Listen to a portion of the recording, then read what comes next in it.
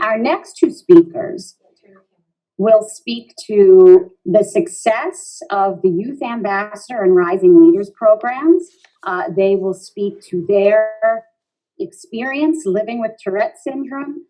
They'll talk about why they've chosen to join us here today and why everything that they are doing during this virtual advocacy day and will do in the months and years to come is so incredibly important to the community. I will. So first, I'd like to introduce Noah Schlicksup. Noah is from St. John's, Florida, and is 14 years old. He managed to turn a tough situation into an opportunity to pursue his passion of sports broadcasting. Noah will now share his journey with Tourette Syndrome. Noah? Thank you, Amanda. Good afternoon. My name is Noah Schlicksup, and I'm a 14-year-old sports broadcaster and reporter. I love my dog, video games, and sports. I also have Tourette Syndrome. I was the second person in my family to be diagnosed with Tourette. My younger brother developed tics when he was 4 years old and was diagnosed a few years before me when he was 6.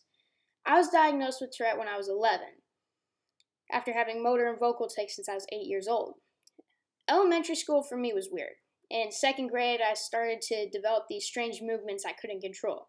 I would roll my shoulder back and move my ears like Alfalfa from the Little Rascals.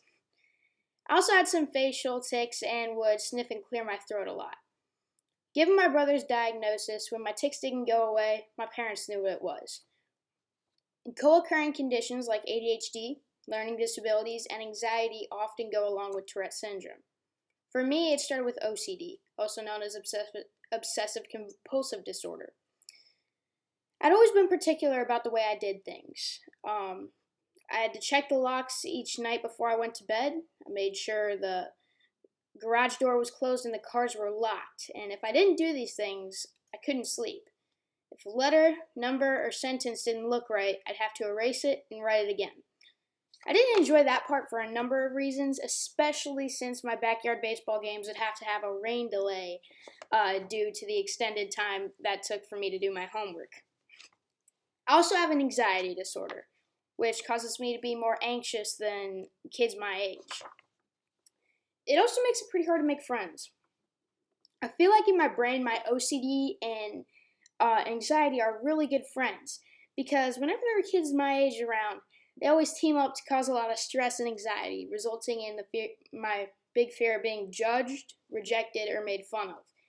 Most people don't realize that I struggle with social anxiety, and I don't blame them. If I saw a kid broadcasting live to YouTube, interacting with high school players, adults, and even professional athletes, the last thing I'd expect is for him to struggle with social anxiety.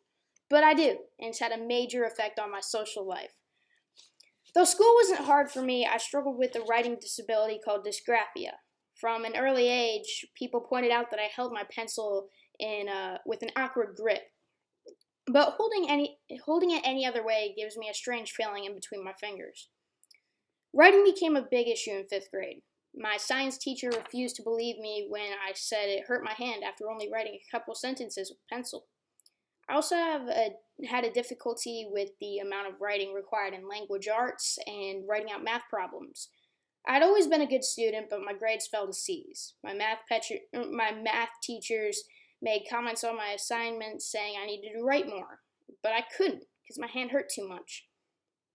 I was given an evaluation for dysgraphia, and my verbal skills came out above a junior in high school, 6 years over the grade I was in, but my writing score put me in 4th grade. It was frustrating. I had a lot to say when given assignments in my classes, but no other way to express myself other than physically writing. My answers were brief, incomplete, and not reflective of my ability.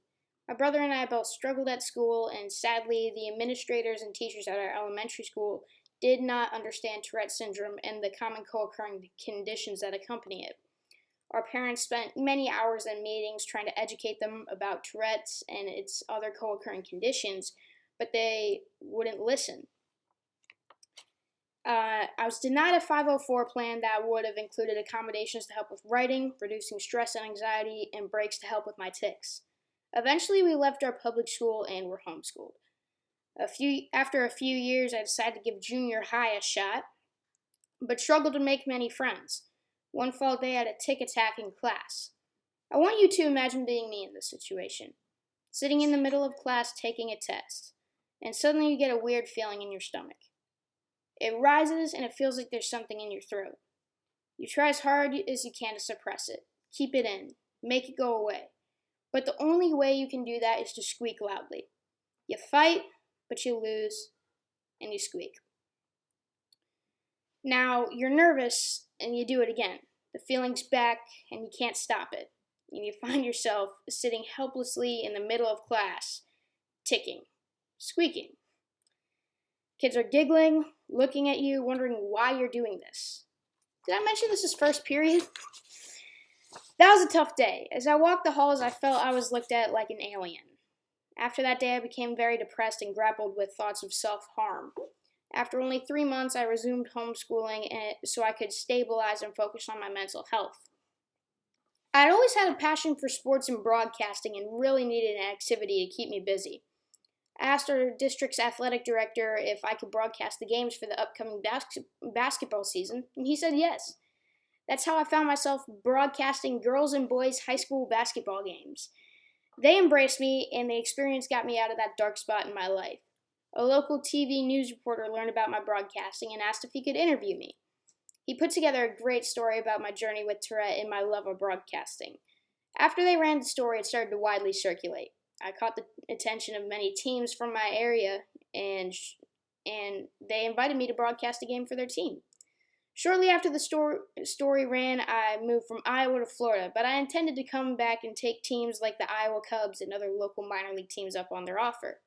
The Chicago Cubs television announcer even invited me to Wrigley Field, my favorite team.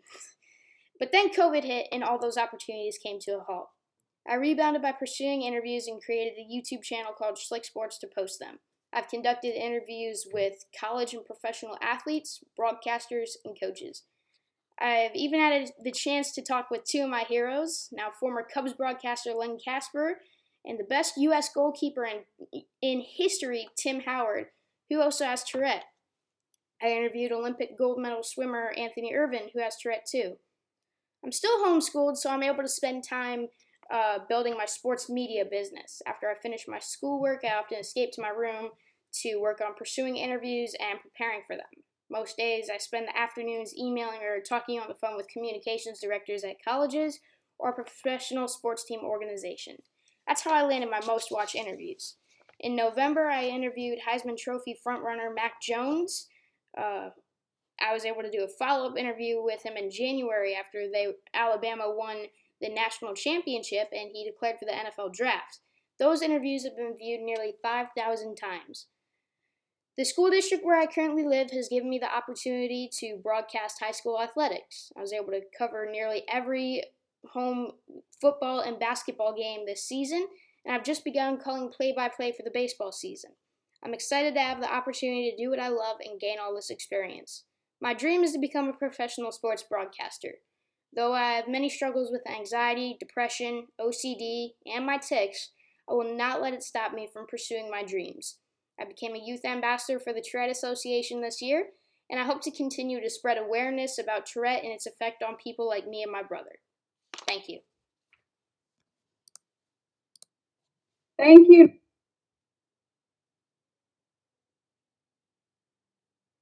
I have no doubt that you will absolutely pursue your dreams since you're already well on your way, kid. It's amazing. Congratulations to you, and thank you for your story.